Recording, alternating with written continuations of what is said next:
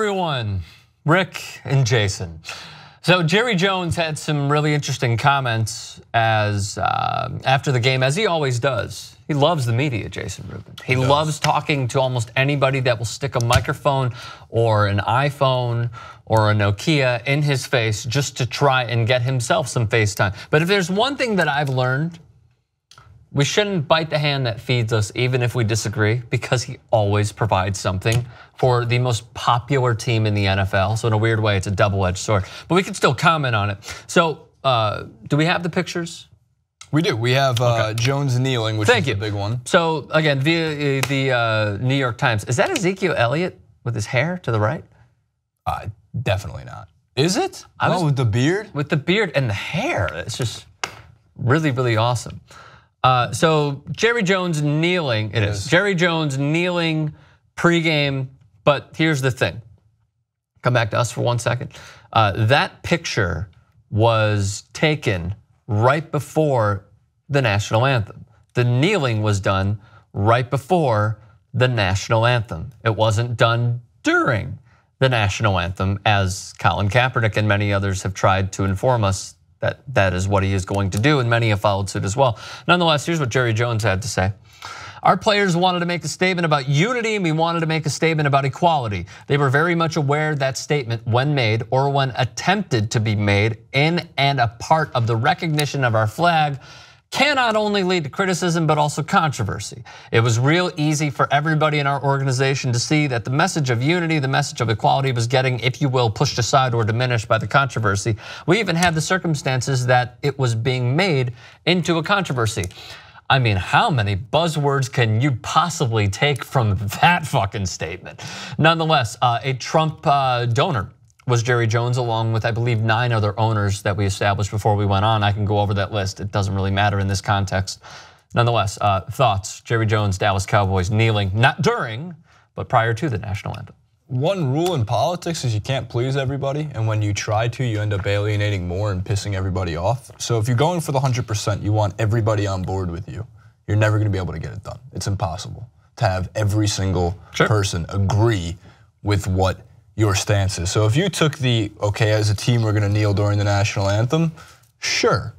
There'd be, I don't know, we were running some numbers by each other yesterday, trying to figure out what percentage agree and disagree with Kaepernick's stance and the idea that these players are kneeling during the national anthem. And the truth of the matter is, it's an overwhelming majority that disagree with Colin Kaepernick. We're probably in the 15 to 20%, and that's being generous. Especially because, again, as I've mentioned multiple times at this platform and any news network's platform that are located in either New York or Los Angeles, it's a bubble. Yeah. It's a bubble, and it does not accurately reflect most of the country. Correct. To which many people claim just to be flyover states, which is in its own way a disrespectful way to put how a majority of the country feels, whether I disagree or agree with their opinion or not.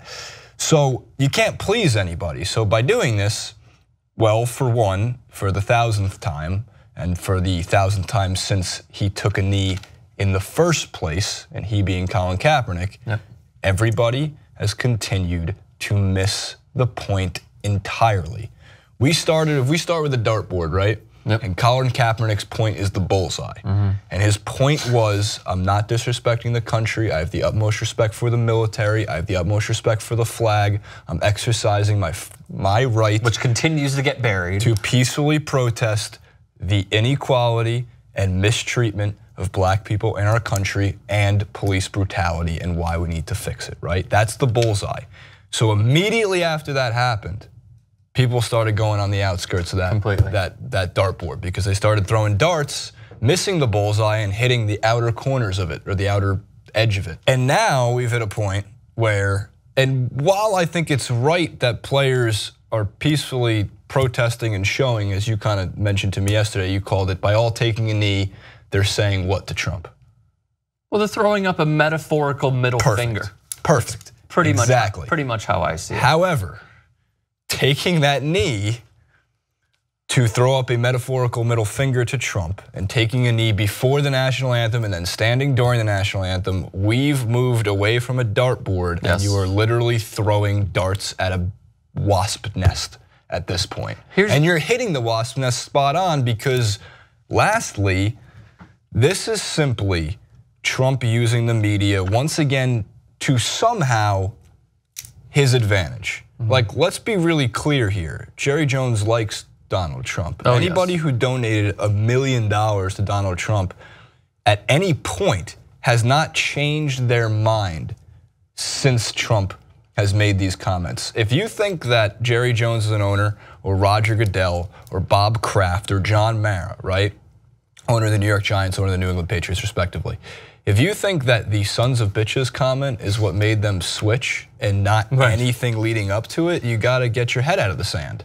And you gotta look around and realize that no, it's just convenient timing for them. So somehow in the end of all of this, Monday Night Football kind of capping it off with the Cowboys being one of the more looked at ones. Hank Williams Jr. Hank Williams open up Jr. the entire Monday Night Football and the Cowboys, of course, the Cowboys Monday Night Football reality show in itself. Like, at this point, you got to see, like, my God, you're so far off base that you've turned Roger Goodell, and we'll do this in another story, into somebody whose moral high ground is more respected than it's ever been before. Right. We're talking about Roger effing Goodell here. There's a lot to take in. We're gonna get to Goodell, as you said, in just a moment. But everything you said is spot on. Just to go a little bit further, your dartboard analogy is spot on, and the reason it's spot on is because we continue to miss. We continue to miss the point over and over and over again. And one of those points that, it's funny, just a quick side note. My girlfriend, whenever I'm talking with Jason, says, who are you on the phone with? I say, Jason, and she goes, oh, your boyfriend. That's how often we talk about sports inside and outside of the studio. But we don't have lives. Well, we don't have lives. But while we were talking, and just going further with your dartboard point, it is feeding to the base of people who don't understand what a protest is and what the reason of the protest is / was with Colin Kaepernick. Right. And for the point of missing the bullseye over and over and over again, that's the Fox Newses, that's the Donald Trumps, that's all the people who are making a mockery of this to serve up their base by saying it is disrespectful to the flag. Even though, and you mentioned this to me previously, a former, was it a Marine? Nate Byer. Nate Byer told Colin Kaepernick to do it, who served in the military. That is the perfect way of shining light onto and respecting the flag. It is our right to do so. So continually missing the dartboard, I agree with that. The purpose of the protest continually is being missed, and I think it was highlighted by the NFL using this opportunity to brand themselves as a league of unity, which is complete and utter bullshit. Yes. They have done it previously. They did it when everything happened with Ray Rice, and they're like, okay, all right, let's get together. Domestic violence. Let's find a way to make a profit off this and bring awareness. And they did it. And they did it beautifully. And they hired the right people to become marketing gurus within NFL league offices. The campaign was no more. That's what it was. Right. They had the no more campaign. So what did they do? It wasn't about just bringing awareness. It was about bringing awareness to the brand. So what did they do? Similar to the tweet that they had that says, we are all in unison and we're great and we're a respective league and we're inclusive. Similar to that, what they tried to do was market themselves as the best of the best, that they're so far ahead of the curve. This is how the NFL works. We need to start waking up about what bigger corporations are doing, especially in sports. The NBA seems the least tone deaf out of all of these because they don't use it to their advantage. They actually care. It's called NBA Cares. They're sending people out to do it. It's in the title. They're literally doing it. Yet when it comes to the National Football League, they're like, okay, so let's see. Because look, it's ribbons are good, shoes are good, headphones are good. To be fair to the overarching theme here, it's a business. To be objective about it, they want anytime they can make money, they're going to. And technically, that is one of the foundations, even though it is obviously it has corruption and there's a lot of problems with it. It's a foundation of capitalism. And it's messed up as to how people take advantage of it. But to be fair to the business side of things, it's what they have to do. I think it's worth mentioning this for the 300th time.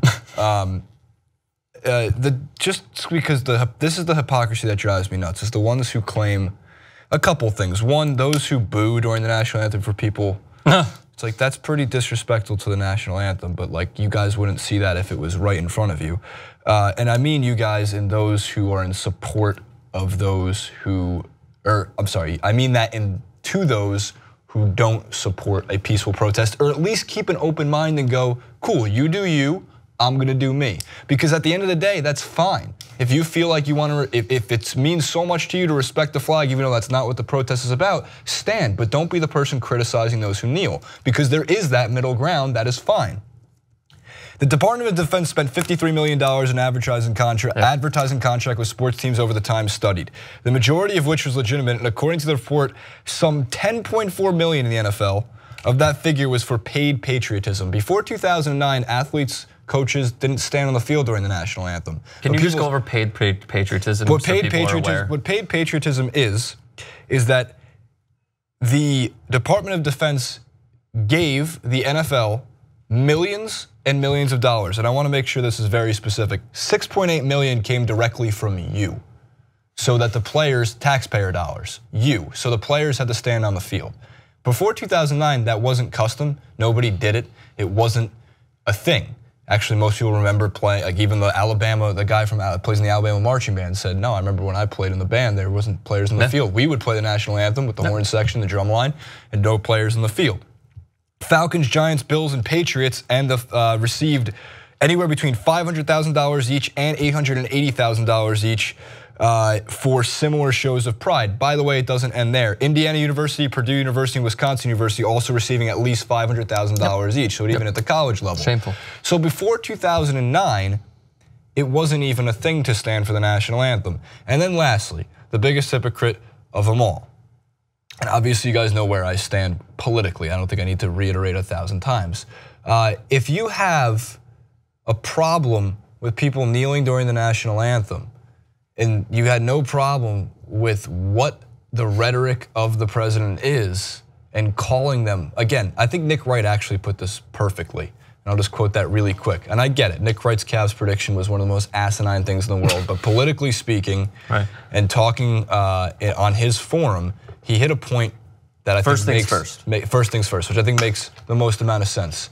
The president said a word that had to be bleeped out on most national TV broadcasts. Kaepernick said nothing for 2 or 3 weeks. And then some reporter finally asked him, why are you taking a knee during the national anthem? And then it started. By the way, to finish up on Rick's Nate Byer point, soldiers take knees during funerals, sometimes while the national anthem is played, depending on what division you are and what's talked about, after a fellow soldier dies.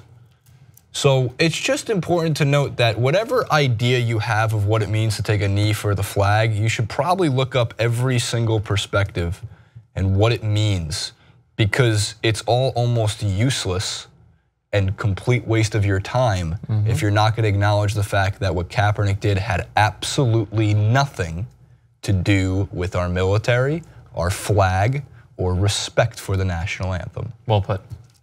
One last thing, and then we'll move on. Of course. There are 2 players. One not in the NFL anymore because AIDS just caught up with him. The other one it's Malcolm Jenkins and Anquan Boldin. They sent a long list of what Roger Goodell could do to help out in the cause of minorities being oppressed in impoverished communities. He's done nothing. Just let that sink in for the cause and effect of what the protest has tried to do. Colin Kaepernick is donating his own money that he's made, and yet the NFL, a $6 to whatever plus billion corporation, does not have your back, doesn't care about you, and will continue to do nothing. So that is why we continue to protest.